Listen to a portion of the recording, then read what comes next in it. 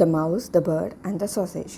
ஒரு பேர்ட், ஒரு mouse and a sausage மூணும் ரொம்ப ஹாப்பியாக ஒரு ஹவுஸில் இருந்துதான். ஒவ்வொருத்தர் ஒவ்வொன்று பண்ணுவாங்களாம் எவ்ரிடே.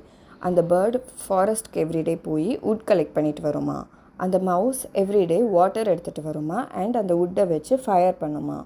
சாசேஜ் இது எல்லாத்தையும் வச்சு குக் பண்ணுமா. மூணும் ரொம்ப ஹாப்பியாக இருந்துச்சான். பட் ஒன் டே அந்த பேர்ட் இன்னொரு பேர்டை மீட் பண்ணிச்சான். அப்போது இன்னொரு பேர்டு என்ன சொல்லிச்சு, நீ பண்ணுற வேலை தான் இருக்கிறதே ரொம்ப கஷ்டமான வேலை, உன்னோட ஃப்ரெண்ட்ஸ் எல்லோரும் ரொம்ப ஈஸியான வேலை தான் பண்ணுறாங்கன்னு சொல்லி இதை கன்ஃபியூஸ் பண்ணி விட்டுருச்சான்.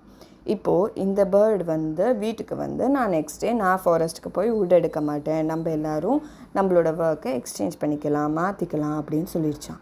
மவுஸ்க்கும் சாசேஜுக்கும் இது பிடிக்கவே இல்லையா. பட் ஸ்டில் அந்த பேர்டு ரொம்ப ஃபோர்ஸ் பண்ணதுனால ஓகேன்னு ஒத்துக்குச்சான். பட் அதுக்கப்புறத்துலேருந்து எல்லாமே தப்பாக போயிடுச்சான். சாசேஜ் போய் வுட் எடுக்க போகிற இடத்துல ட்ரீலேருந்து டமால்னு கீழே விழுந்து ஒரு ஒரு நாய்க்குட்டி டாக் அதை சாப்பிட்ருச்சான். மவுஸ் குக் பண்ணுறேன்னு சொல்லிட்டு அது மேலே ஃபுல்லாக ஃபயர் ஆகிடுச்சான். அண்ட் பேர்டும் வாட்டர் எடுக்க போன இடத்துல கிணறுக்குள்ளே டமால்னு கீழே உள்ளே விழுந்துருச்சான். அதனால தான் எப்போவுமே நம்ம ஹாப்பியாக இருக்கோன்னா அப்படியே இருக்க வேண்டியது தான். இன்னொருத்தங்க சொல்கிறாங்கன்னு சொல்லிட்டு நம்ம ஃப்ரெண்ட்ஸை எதுவும் பண்ணுறதுக்கு ஃபோர்ஸ் பண்ணக்கூடாது. Bye.